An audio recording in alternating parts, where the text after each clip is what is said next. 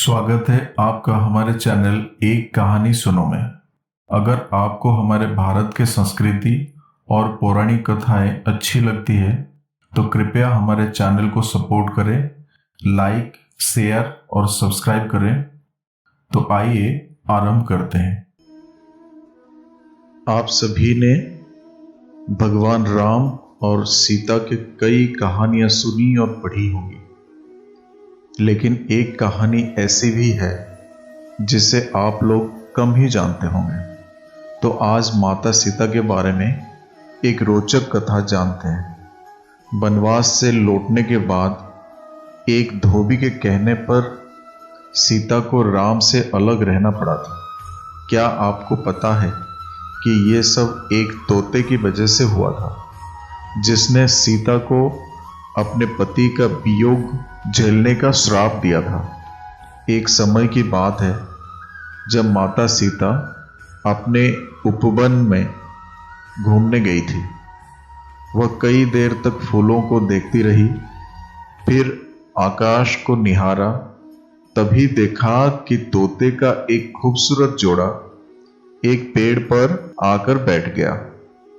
तभी उनकी नजर तोते की जोड़ी पर पड़ी। दोनों आपस में कुछ बातें कर रहे थे। सीता जाकर उनकी बातें चुपके से सुनने लगी।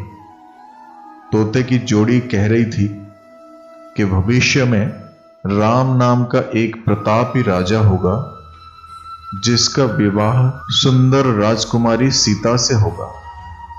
रामचंद्र इस धरती पर 11,000 वर्ष तक राज भी करेंगे।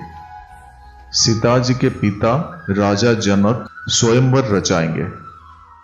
इस स्वयंवर में खूब सारे राजा महाराजा दूर दूर से आएंगे।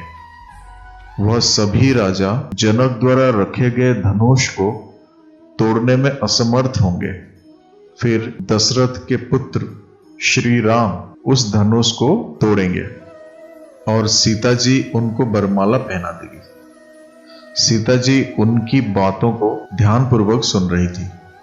जब सीता ने उनसे पूछा कि वो दोनों कौन से राजकुमार की बात कर रहे हैं, तब तोता और तोती ने बताया कि वो अयोध्या के राजकुमार और दशरथ पुत्र श्री रामचंद्र की बात कर रहे हैं। माता सीता ने पूछा कि जिस धनुष की तुम बात कर रहे हो, क्या उसे कोई नहीं तोड़ पाएगा? तो इस पर तोते ने कहा कि वो धनुष केवल रामचंद्र ही तोड़ पाएंगे। इसके बाद सीता ने पूछा कि उन दोनों को इतनी गहरी बात किसने बताई? तो तोते ने कहा कि उन्होंने महर्षि वाल्मीकि के मुंह से ये बात सुनी। वे अपने आश्रम में शिष्यों को ये बात बता रहे थे।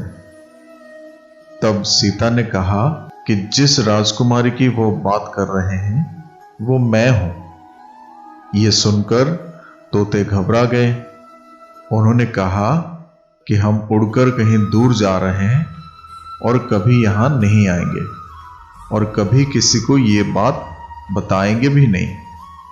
सीता ने उन्हें रोक दिया और कहा कि वो अब उन्हें अपने साथ ही रखेंगी। इस पर तोते ने कहा कि वे आजाद पंछी हैं और किसी पिंजरे में बंद होकर नहीं रह पाएंगे। सीता ने कहा कि वह और भी बातें सुनना चाहती हैं, इसलिए उन्हें नहीं जाने देगी।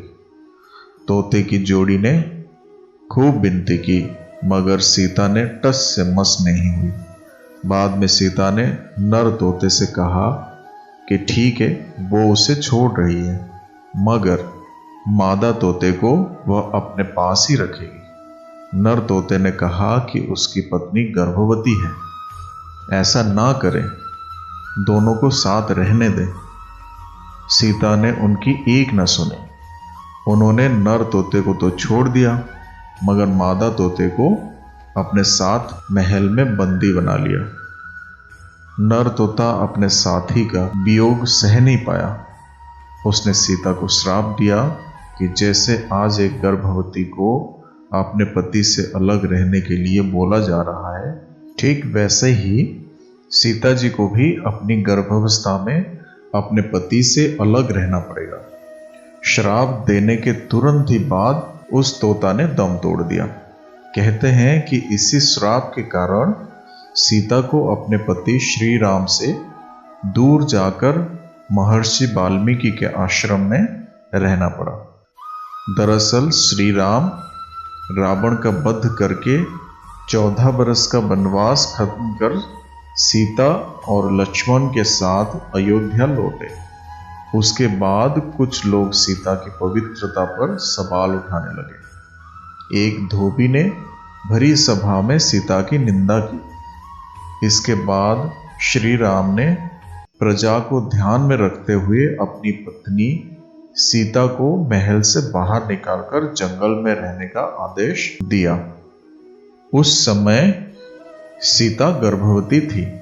उन्होंने वाल्मीकि के आश्रम में अपने पुत्रों लव और कुश को जन्म दिया। कहते हैं कि जिस धोबी के कहने पर श्री राम को अपनी पत्नी को छोड़ना पड़ा, वो पिछले जन्म में वही तोता था जिसने सीता को श्राप दिया था। तो साथियों, ये थी सीता की एक अनोखी कहानी। आशा करते हैं आपको कहानी अच्छी लगी होगी।